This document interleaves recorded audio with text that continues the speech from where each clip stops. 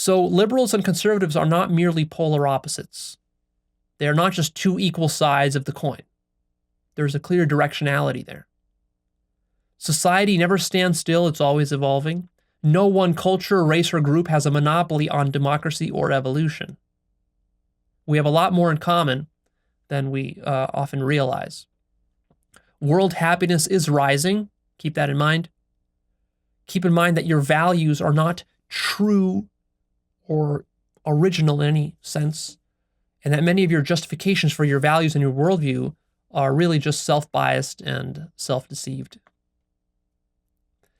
So liberals need more compassion and understanding of conservatives.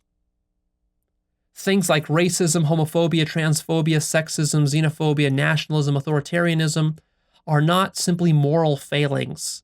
They are survival responses. This is something liberals don't understand. And if you're a liberal, I want you to understand the following. If you were born into a harsher survival situation, you too would be a racist, a sexist, a homophobe, a xenophobe, a transphobe, an authoritarian, and a nationalist. And if you deny this, you're kidding yourself. You are only a liberal because you happened to be born in the right place, at the right time, standing on the shoulders of giants. Thanks to them, thanks to their education systems that they constructed, thanks to the bureaucracies and the legal systems that they constructed, thanks to the government that they constructed, thanks to the amazing economy that they constructed, thanks to all that, now you can sit at a sort of on a perch and look down at others below you and call them racist, sexist, homophobes, xenophobes, transphobes, nationalists and authoritarians and Nazis and so forth. But if you just happen to be born a little bit off to the side, you would be the one who would be called these names by some other liberals. That's a very humbling thought experiment to go through. I recommend you actually contemplate that one and recognize how privileged you are if you are a liberal. You are only woke because you stand on the shoulders of giants. Liberals need to admit that conservatives are not evil, and conservatives need to admit that liberals are more developed. But of course, liberals and conservatives are mostly just happy to be attacking one another.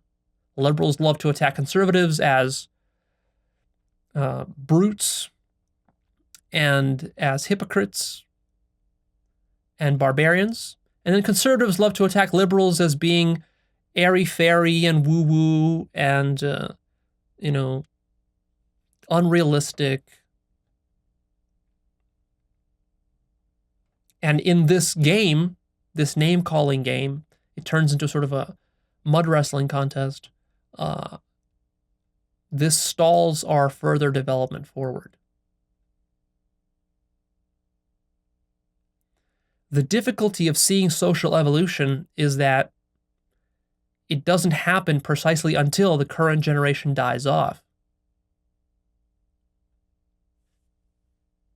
The mind tends to block out from its own view those things which don't fit its existing worldview, biases, and perspectives, which don't serve its survival. So when I talk about cultural evolution, how fast everything is progressing forward, many people might say, well, Leo, what? I don't see any evolution. What's happening? It's all sort of the same. You don't see it precisely because it's not in your interest to see it. Because if you saw all of the evolution that was happening all around you, you couldn't maintain your old worldview. And that would be very threatening for you. So either you're going to wake up to what I'm saying here and start to agree with me, or you're going to deny and resist, entrench yourself deeper in your worldview, stick your head in the sand, but then eventually you're going to die, as your generation will die, necessarily. And then it won't matter what you believe, because the new generation, your children and their children, they will transcend your limitations. So either do it willingly or not. But it's going to happen either way. You are not going to stop the evolution of society. No matter how conservative you get, you're not going to stop it.